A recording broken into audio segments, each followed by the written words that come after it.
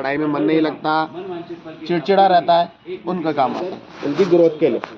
ऐसे ही 1 से लेके 14 तक रुद्राक्ष होते हैं। आप लोग जिस क्षेत्र में खड़े हैं, जहाँ घूम रहे हैं, उत्तराखंड का मेन एरिया है कनखल, जहाँ भगवान शिव की शादी हुई, जहाँ ब्रह्मा जी के पुत्र दक्ष प्रजापति जी ने महादेव को अपमानित किया, जहाँ पे माता ने अपने प्राणों को त्याग करा हवन कुंड में।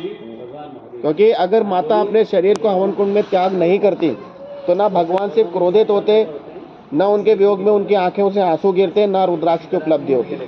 तो सबसे बड़ा त्याग किनका हुआ? माता सती का।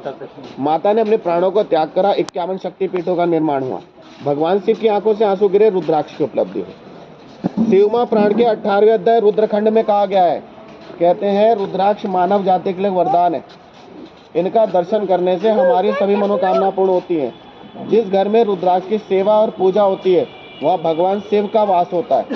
रुद्राक्ष पे रिसर्च करने वाली पहली लेडी है माँ आनंदमयी, जिनका कहना है रुद्राक्ष का जल अगर हम लोग ग्रहण करते हैं 40 से 90 दिन तो ब्लड प्रेशर के लिए, शुगर के लिए, हार्ट के लिए, गठिया के लिए, सांस की बीमारी के लिए एक रामबाण औषधि है। और रुद्राक्ष को गले में धारण करने से क्रोध जैसी समस्या नहीं होती। जैसे बहुत से लोग करते हैं ना, गुस्सा, चिड़चिड़ापन, डिप्रेशन, माइंडली अपसेट रहना, बड़बड़ करना, हाइपर हो जाना, शांत पर ओरिजिनल होना चाहिए रुद्राक्ष। अभी हम लोग जो देखते हैं बाजार में रुद्राक्ष मिल रहा है 30 रुपया, 40 रुपया, 50 रुपया में, 100 रुपया में मिलता है ना, रुद्राक्ष नहीं है, ये सब भद्राक्ष है जो नेपाल से आता है। क्योंकि नेपाल में कभी गए हो आप? कभी जाओगे ना, वहाँ रुद्राक्ष के पेड़ तो बहुत लोग देखते हैं, और जो उनके फल गिरते हैं वो जमीन पे गिर जाते हैं, और जमीन पे गिरने के बाद रुद्राक्ष की शक्ति समाप्त हो जाती है। उन फलों को भद्राक्ष बोला जाता है, वो खंडित हो गए। उन फलों को क्या करते हैं, छील करके बाजार में बेच देते हैं, वो यहाँ के बाजारों में भी मिलते हैं, और आप लोग उनको रुद्राक्ष समझ कर ले लेते हैं। कभी भी रुद्राक्ष लो, 3 चीज़ को ध्यान में रखो।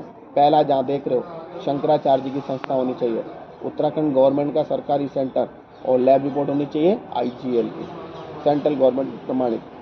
यहाँ पे रुद्राक्ष की इतनी देख रेख क्यों होती है? क्योंकि इस समय प्रेजेंट में चल रही है मोदी सरकार, और मोदी जी ने हर तीर्थ स्थल में कुछ ना कुछ कार्य करे हैं। तो यहाँ पे जैसे राम मंदिर बना अयोध्या में, यहाँ के CM को आदेश पहुँच गए कि जो भी यात्री इस समय यहाँ पे आ रहे हैं उनको शंकराचार्य जी की संस्था में एक मुखी का दर्शन कराया जाए। तो ये आप लोगों का भाग्य है। और आज का दिन इतना शुभ है, सोमवार का दिन है, भगवान शिव का, आप रुद्राक्ष का दर्शन कर रहे हो ना, इससे बड़ा भाग्य कुछ नहीं है। तो आप यहाँ पे दर्शन करना, एक मुखी रुद्राक्ष का लेके जाना हो, आपकी इच्छा है। क्योंकि देखो भैया, ना हम कोई गाइड है, ना हमारा कोई लालच है, हम आप लोगों को जानकारी दे रहे हैं, हमें ट्रस्ट से तनख्वाह मिलती है। मैं भी आपके गुजरात से ही हूँ, कच्छ का रहने वाला हूँ, आदिपुर का, कच्ची पटेल है हम लोग। अभी ये 3 मुखी रुद्राक्ष का दर्शन किया, सब लोग मेरे साथ हाथ जोड़ो, प्रणाम करो,